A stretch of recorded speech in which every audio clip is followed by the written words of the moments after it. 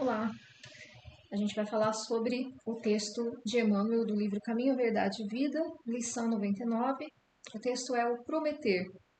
É um texto que Emmanuel escreveu há tantas décadas, né? E até hoje tão atual, principalmente para hoje, eu diria, onde a gente tem o que é chamado de marketing da facilidade, né? A gente abre ali o nosso computador ou o nosso celular e a gente é bombardeado por ofertas, né, de cursos, sempre promessas de conquistas muito rápidas, né? O enriquecimento rápido, né? Que são os messias das finanças, ou algo que nos promete a paz sem autoconhecimento, né? O micro-ondas espiritual, você coloca ali como uma pipoca, né? Em 3 minutos fica pronto e você está iluminado. A felicidade sem esforço, né? A gente tem aí a ditadura das good vibes, né? Tudo só pensa coisas boas, não pode, não entra nada negativo aqui. Então tudo prometendo muito rápido, dinheiro rápido, a felicidade rápida, a espiritualidade rápida. Até a pessoa amada vem de volta em 3 dias, né? Então, assim, na verdade a gente sabe que requer uma construção, né? As verdadeiras virtudes, a gente vai construindo no decorrer de várias encarnações. As coisas não são assim tão fáceis. Então, essa é uma promessa que Jesus nunca fez para nós.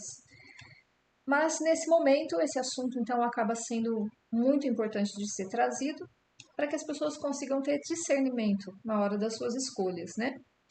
Então, o Emmanuel, ele abre o texto dele com uma frase de Pedro, que Pedro disse assim: prometendo-lhes liberdade, sendo eles mesmos servos da corrupção.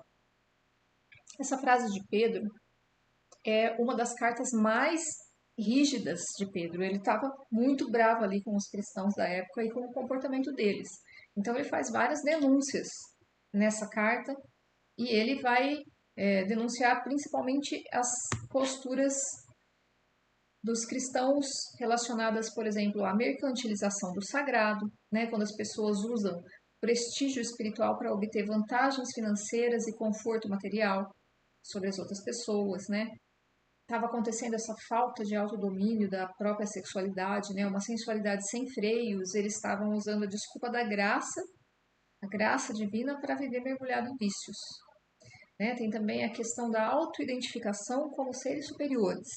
Então, os cristãos estavam rejeitando qualquer outra autoridade, né? Prometendo uma falsa liberdade, porque essa liberdade do mundo material não é a liberdade que Jesus nos prometeu, né? Tanto que quantas pessoas esperaram que Jesus estaria libertando o povo judeu, né, dos romanos. E não foi isso que Jesus veio fazer. Ele não veio liderar uma revolução material, ele veio liderar uma revolução espiritual. Então, o Emmanuel traz essa preocupação de Pedro em relação à igreja cristã da época e essa advertência, né, esse abre os olhos, porque as pessoas estão prometendo liberdade, sendo que elas mesmas não são livres, são servos da corrupção. Então, Pedro traz esse alerta e Emmanuel vai trazer o alerta dele também. E ele começa o texto dele dizendo assim: é indispensável desconfiar de todas as promessas de facilidades sobre o mundo. Então, Emmanuel pede para a gente ficar atento, né? Ficar esperto. Se está prometendo muita facilidade, eu já tenho que ficar desconfiado. O mundo aqui material ele vai funcionar realmente sob essa lei do menor esforço, né? A gente realmente quer no pensamento comum, né, o pensamento mundano, as pessoas sonham, por exemplo, em ganhar na Mega Sena, ou seja, ficar rico sem ter mérito sobre aquele dinheiro. Então, né, no pensamento comum, no mundo material, a lei do menor esforço é a que vale. Mas nas coisas espirituais, o espírito ele segue a lei do mérito, né? Não tem como pular etapas. A gente realmente vai construindo as nossas virtudes, muitas vezes em cima do sofrimento. Allan Kardec ele vai dizer que reconhece-se o verdadeiro espírita pela sua transformação moral e pelos esforços que emprega para domar suas inclinações más. Então, o espiritismo não promete essas facilidades, pelo contrário, ele nos convida a esses esforços que a gente vai empregar para domar nossas más inclinações. E o próprio Chico também tem aí uma frase conhecida, né, que todo mundo evolui desidratando, seja pelo suor, seja pelas lágrimas. Então a gente tem realmente essa consciência de que para o nosso crescimento espiritual a gente precisa realmente a arar a terra, plantar a sementinha, a gente precisa regar, precisa dar o tempo de brotar, de crescer, até gerar frutos, né? Requer o nosso esforço diário para isso. Aí Emmanuel continua. Jesus, que podia abrir os mais vastos horizontes aos olhos assombrados da criatura, prometeu-lhe a cruz, sem a qual não poderia afastar-se da terra para colocar-se ao seu encontro. Então, o próprio Jesus, que conhecia todas as maravilhas do universo, em todos os encontros individuais com as pessoas, para ninguém ele prometeu facilidades. Ele prometeu apoio, ele prometeu consolo, né? Ele prometeu que a gente receberia a intuição, ele prometeu que no futuro a gente estaria ao lado dele, né, no reino dos céus. Então ele fez promessas, mas facilidade ele não prometeu. Ele disse assim: e qualquer que não levar a sua cruz e não vier após mim, não pode ser meu discípulo. Pois qual de vós, querendo edificar uma torre, não se assenta primeiro a fazer as contas dos gastos, para ver se tem com que a acabar? Então Jesus ele traz esse convite a cada um edificar a sua torre, né? Edificar suas virtudes, edificar o seu ser, carregando a sua cruz, as suas responsabilidades. Então a torre, nesse caso, é a nossa ascensão espiritual, né? O custo aí que vai fazer as contas desses gastos é a nossa dedicação particular. E aí Jesus está deixando claro, sem carregar a cruz, que é a responsabilidade, a edificação da alma não termina. A gente tem que entender que essa cruz que Jesus pede para carregar não é todo o sofrimento que a humanidade tem passado. Se a gente for passar por um filtro, existe sim uma quantidade de sofrimento que é uma programação reencarnatória. A gente já nasceu determinado a passar por aquele sofrimento por uma questão de aprendizado, por uma questão de virtudes a serem desenvolvidas, mas isso é uma quantidade muito pequena. A maior parte do sofrimento que a gente está vivendo aqui na Terra coisas que a gente está se equivocando aqui mesmo. Por exemplo, se eu causar confusão com o vizinho, né, não controlar minha boca, não controlar meus impulsos, se eu criar problema para o vizinho e depois ele vier e fizer um mal para mim, eu não posso dizer que isso foi karma. Isso é algo que é dessa vida, né? Uma escolha equivocada dessa encarnação que me fez ter uma consequência nessa encarnação.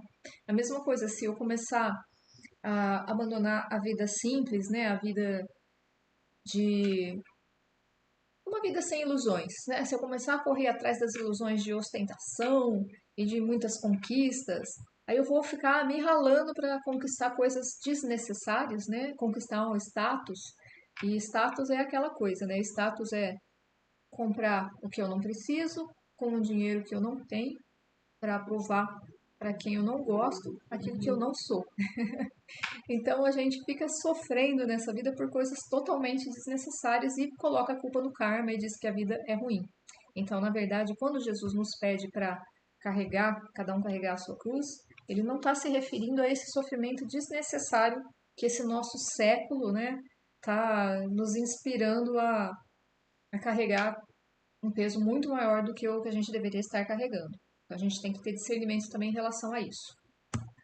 Emmanuel continua: em toda parte existem discípulos descuidados que aceitam o logro de aventureiros inconscientes. Logro seria aí a fraude, né? São manipulados, se aceitam ser enganados, né? Por esses aventureiros inconscientes. É que ainda não aprenderam a lição viva do trabalho próprio a que foram chamados para desenvolver atividade particular. Então, o trabalho próprio, né, ele é intransferível. Todo mundo nasceu com algo para ser feito por si mesmo, algo que não dá para transferir para outra pessoa, porque faz parte do meu aprendizado. Agora, como a gente não quer fazer esse trabalho, né? A gente se compromete lá em cima, chega aqui, a gente reencarna, a gente esquece o que se comprometeu e não quer mais aquele trabalho. Então aí a gente acaba aceitando as ilusões, porque essas ilusões elas poupam a gente do trabalho que a gente sabe que precisa fazer. No Evangelho segundo o Espiritismo tem uma frase que é assim: somente lobos caem em armadilhas para lobos. Então, nenhum falso profeta conseguiria enganar a gente com esses discursos, né? Se nós não tivéssemos sintonia com aquelas propostas de ilusão. Então, onde já está a nossa falha, se a gente encontra ali um semelhante fazendo um discurso que combina com aquela nossa falha, a gente acaba tendendo para esse lado e acaba caindo essa armadilha de lobo, né? O lobo fez a armadilha, a gente se identificou e a gente caiu nela. Então, se uma pessoa tem já a tendência de transferir as responsabilidades da, das questões dela para outra pessoa, sempre joga a culpa nos outros. Nunca é culpa dela, nunca é responsabilidade dela. Essa pessoa vai continuar fazendo isso e ela vai se identificar com os grupos que fazem isso naquela encarnação. Então, por exemplo, se eu já tenho esse perfil, na encarnação que eu nascer como homem, eu vou dizer que a culpa de tudo que acontece no mundo é das mulheres. Se eu nascer como mulher, eu vou dizer que a culpa de tudo é dos homens. Se eu nascer como branco, eu vou dizer que a culpa de tudo é dos negros. E se eu nascer como negro, eu vou dizer que a culpa de tudo é dos brancos. E se eu nascer um cristão na época do nazismo, eu encontrar pensamentos do Hitler, né, vou estar em sintonia com eles, e eu vou dizer que a culpa de tudo é dos judeus. É assim que as coisas vão acontecendo, né? A pessoa chega aqui e ela se sintoniza com essas armadilhas e acaba caindo nelas. Os fazedores de revoluções e os donos de projetos absurdos prometem maravilhas. Mas, se são vítimas da ambição, servos de propósitos inferiores, escravos de terríveis enganos, como poderão realizar para os outros a liberdade ou a elevação de que se conservam distantes? Então, quem ainda está preso à ambição ou ao ego, isso são fatores limitantes, né? Isso são prisões. Essa pessoa não tem como ela conduzir ninguém à liberdade. A gente tem que ficar muito atento em quem a gente está seguindo, né? A gente tem que estar observando se essa pessoa não está nos conduzindo para a mesma escravidão que ela. Sem a mudança na base, né, no íntimo do ser, qualquer projeto de mundo novo vai ser apenas uma nova forma de prisão com nomes diferentes. Então, se, por exemplo, eu quero trazer a ideia revolucionária de uma paz que eu ainda não tenho essa paz dentro de mim, se eu estou buscando a paz no mundo de uma forma externa, o que vai fazer? Eu vou brigar pela paz, eu vou criar uma guerra para buscar a paz. Então eu vou estar só continuando com o mesmo velho mundo, né? Mas só vou estar mudando o nome das coisas. A mudança ela tem que brotar sempre de dentro para fora. Não creias em salvadores que não demonstrem ações que confirmem a salvação de si mesmos. Então, a pessoa ela tem realmente que ser capaz de salvar a si mesma primeiro, senão como ela vai salvar os outros? Jesus disse que são cegos guiando cegos. E é interessante que eu percebo essa cegueira, eu percebo que essas pessoas que estão nesses discursos totalmente equivocados, elas não enxergam a si mesmas como fazendo parte de alguma situação equivocada. É sempre preciso que alguém de fora venha mostrar para essa pessoa. Por exemplo, um amigo muito querido meu, na época que ele estava mais assim, atrapalhado financeiramente, passando por uma crise terrível, e ele estava ali pensando soluções em como que ele poderia fazer para ganhar dinheiro. Aí ele veio me contar da grande ideia que ele teve. Ele falou: "Eu vou ser coach, eu vou ajudar as pessoas a administrarem as finanças delas e tal". E eu fiquei chocada com aquilo, porque é bem isso, né, dos cegos guiando os cegos. A pessoa não enxerga a si mesma, ela está cega. Ele não conseguia perceber que ele, totalmente falido financeiramente, estava querendo ajudar as pessoas a se reerguer financeiramente. Então eu, muito gentilmente, né, para não ofendê-lo, nem criar melindres, eu alertei, falei: "Você acha que as pessoas vão querer a sua consultoria? Você acha que elas não vão observar que você mesmo não tem dinheiro, né? Por que você não faz consultoria dessas coisas que você é bom nisso, essas coisas que você domina, ao invés de você querer fazer consultoria em algo que é justamente a sua dificuldade?" Né? Então impressiona como que as pessoas não têm essa visão. Precisa, às vezes, alguém de fora trazer esse alerta, né? Que antes de salvar os outros, salve a si mesmo. Senão, como você vai demonstrar que a fórmula funciona, né? Então, o exemplo é a única autoridade legítima. Se a pessoa não consegue exemplificar, ela não é autoridade naquele assunto. Tem uma história aí que é atribuída ao Dalai Lama, que uma mãe levou um filho para o Dalai Lama, um filho que não podia comer doce e não estava obedecendo a mãe, e ela disse, né, para o Dalai Lama: "Fala para ele que ele não pode comer doce, ele não está me obedecendo." Aí o Dalai Lama falou: "Volta com ele daqui a 15 dias." Aí a mãe voltou e o Dalai Lama falou: "Não coma doce." Aí a mãe falou: "Se era para dizer só isso, por que não me disse há 15 dias?" Ele falou: "Porque há 15 dias eu comia doce." Né? Então, ou seja, ele não tinha autoridade legítima para falar de uma coisa que ele fazia. Isso vale para qualquer coisa, né? Então, o exemplo é a única autoridade legítima. Jesus falou que a gente conhece a árvore pelos frutos, que toda árvore que não produz bons frutos, ela será cortada e lançada ao fogo. É por isso que em Jesus a gente pode confiar, né? Todas essas facilidades que as pessoas prometem, né? E que estão conduzindo muitos cegos, né? Muitos cegos conduzindo outros cegos. A gente, se olhar para os frutos, a gente vê que os frutos não são bons, as consequências não são boas. E se a gente olha o projeto que Jesus trouxe para nós, porque quem trouxe o maior projeto, né, de salvação, de libertação, de felicidade, sem prometer nenhuma facilidade, mas quem trouxe o melhor projeto até hoje nos apresentado foi Jesus, né? E ele exemplificou por si mesmo, ele viveu na carne.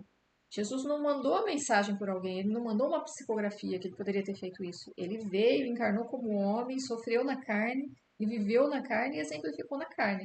É por isso que ele não ilude a gente falando de facilidades, porque ele passou por todo o processo, ele sabe das dificuldades, né? Então, se a gente quer alguém como modelo, o nosso modelo sempre vai ser o Cristo. Ele veio para isso, né? Para ser o modelo mesmo. Deves saber que foste criado para a gloriosa ascensão, mas que só é fácil descer. Subir exige trabalho, paciência, perseverança, condições essenciais para o encontro do amor e da sabedoria. Então, a gente vê que a lei da gravidade vale também para a ascensão espiritual, né? É facinho descer, né? A gente cair é muito fácil. Agora, para a gente subir espiritualmente é passo por passo, né? A gente, como na imagem aí do homem escalando a montanha, e vai e prende ali aquele negocinho na pedra, fica bem firme o pé antes de dar o próximo passo, prende a outra mão e vai subindo pedacinho por pedacinho com muita segurança. Então, a gente vai construindo, né, essa gloriosa ascensão que Jesus nos garante que a gente foi criado para ela, a gente vai construindo ela passinho por passinho e por várias encarnações. Para descer aos vícios e ao desânimo, basta soltar os freios e se deixar levar, né? Disse o poeta, deixa a vida me levar, vida leva eu, e a vida vai levando eu, vai levando todo mundo para o umbral, né? Então a gente tem que segurar o freio. Jesus falou assim, entrai pela porta estreita, porque larga é a porta e espaçoso o caminho que conduz à perdição, e muitos são os que entram por ela. E porque estreita é a porta e apertado o caminho que leva à vida, poucos há que a encontrem. Então a gente vê nessa fala de Jesus e em muitas outras que não há facilidade pelo caminho. É um caminho que realmente a gente tem que se esforçar até para merecê-lo. Se alguém te fala em valor das facilidades, não acredites. É possível que o aventureiro esteja descendo. Então, essas próprias, né, esses próprios gurus aí que prometem uma vida voltada, por exemplo, para os prazeres, né, que garantem que a gente pode evoluir sem abrir mão de nada, né, sem abrir mão dos prazeres dos sentidos, né, os prazeres dos nossos vícios, do sexo, não precisa perdoar ninguém, não precisa nenhuma reforma íntima. Não acredite nessa pessoa. Né? A gente não deve confundir conforto com progresso, né? Situações confortáveis, situações prazerosas, até mesmo que hoje em dia isso acontece muito, é comum a pessoa pensar que a espiritualidade vai lhe trazer conforto, né? Que vai lhe trazer prosperidade, por exemplo, ou vai lhe trazer saúde. Não há garantia, não há garantia. A gente não sabe o que a gente se comprometeu antes da gente reencarnar. A gente vai ter o conforto e as facilidades que não prejudiquem a nossa evolução, né? Muitas vezes, inclusive, a gente tem que ficar alarmado se a vida está confortável demais, porque na subida da evolução, o conforto excessivo costuma ser sinal de estagnação ou até de queda, né? Então, não é que eu vou aqui demonizar o conforto, né? O conforto não é o problema é quando ele substitui o esforço que nos faria crescer. Então, por exemplo, eu poderia agora estar sentada assistindo uma série, poderia estar relaxando no meu sofá. Mas eu tenho essa palestra pronta aqui, que eu apresentei no Centro Espírita. Por que não trazer essa palestra para a internet para que outras pessoas possam ter acesso? O mais confortável para mim seria não fazer isso, seria descansar. É desconfortável eu ainda investir o tempo para estudar, preparar a palestra, é desconfortável você se colocar na frente das pessoas ali, sempre que você está se expondo, você é alvo, né, de crítica, de julgamento. colocando isso na internet, eu sou mais alvo ainda, é desconfortável. Mas eu sei fazer. Como eu posso negar a Jesus uma coisa que eu sei fazer, que pode colaborar para o bem coletivo, pode ajudar alguém em alguma coisa? Como eu posso negar isso só porque eu quero me manter no conforto, né? Então, o conforto excessivo pode significar que eu estou estacionado, eu não estou fazendo tudo o que eu poderia. E Emmanuel continua. Mas quando te façam ver perspectivas consoladoras através do suor e do esforço pessoal, aceita os alvitres com alegria. E ele finaliza: aquele que compreende o tesouro oculto nos obstáculos e dele se vale para enriquecer a vida, está subindo e é digno de ser seguido. Então, se uma pessoa vê no obstáculo um degrau e não um muro, ela já entendeu como alcançar a vitória espiritual. Então, essa pessoa, sim, a gente pode seguir os conteúdos dela, a gente pode, né, acompanhar, caminhar junto. Lembrando sempre que o nosso modelo é Jesus, né? O nosso modelo não é ninguém, é Jesus o nosso modelo. Então, a gente não vai seguir as pessoas acima de Jesus. Jesus é o nosso alvo, mas a gente pode sim caminhar com elas. Então, a síntese desse texto de Emmanuel é que facilidade demais costuma ser ilusão bem disfarçada. A gente vê hoje em dia na internet tantas propostas, né, sugerindo que o karma não é real, que o karma é uma criação humana, que a gente não precisa mais reencarnar, que a gente pode, se a gente superar ali a própria culpa, se eu conseguir me perdoar, eu já não preciso mais reencarnar. Cuidado com essas armadilhas, né? Essa facilidade, ela é uma ilusão bem disfarçada. A gente precisa, sim, reencarnar e muito. Sinto muito de desiludir quem tiver iludido com isso.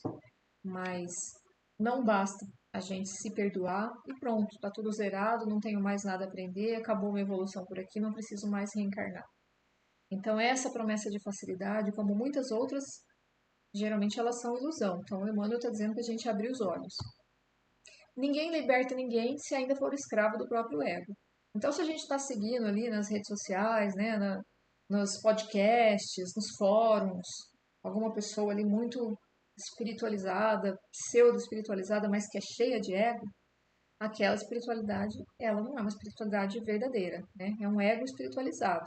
Então, a gente tem que ficar esperto com isso, nesse tempo que a gente está vivendo. A verdadeira liberdade, ela nasce da autodisciplina. É isso que Jesus veio ensinar para nós e é isso que Emmanuel está falando nesse texto. A gente satisfazer todos os nossos desejos não é liberdade. Né? Tem até aquela frase que diz que se Deus quisesse castigar a gente, ele realizaria todos os nossos desejos. Que isso provavelmente nos conduziria a um grande buraco, né? Então, na verdade, o que a gente tem que desenvolver em nós é a autodisciplina, para se libertar de todos esses desejos e todos esses emaranhados de ilusão que a gente se envolve, né? Subir exige esforço, mas para descer basta soltar os freios, né? Isso o Emmanuel colocou muito bem, é muito real. E ele finaliza dizendo que o obstáculo não é um impedimento, é um degrau. Então a gente não vai fazer aí apologia ao sofrimento, né? Como eu já disse, a maioria do sofrimento que a gente tem aqui nessa vida nem era necessário, é porque a gente está muito enganado, muito equivocado nesse século que a gente vive.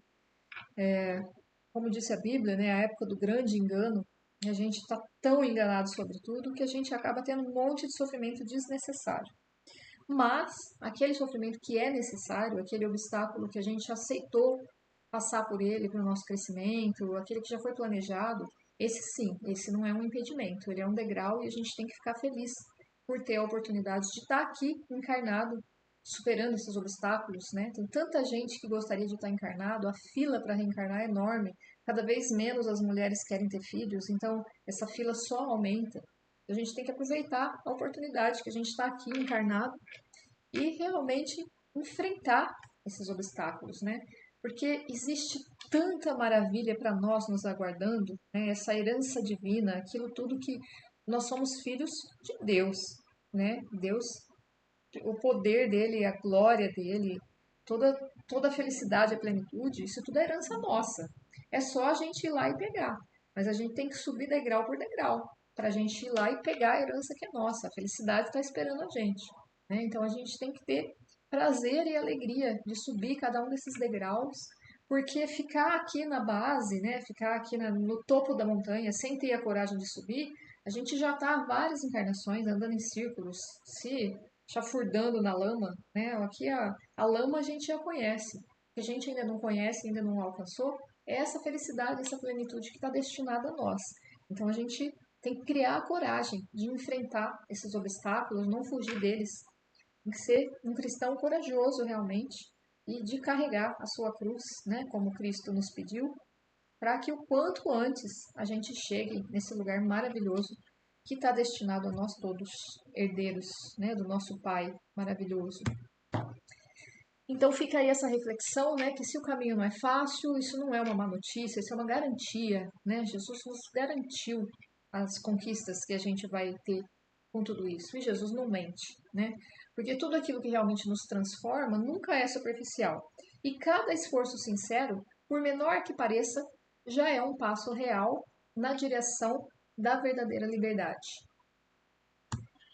Que Jesus abençoe a todos nós.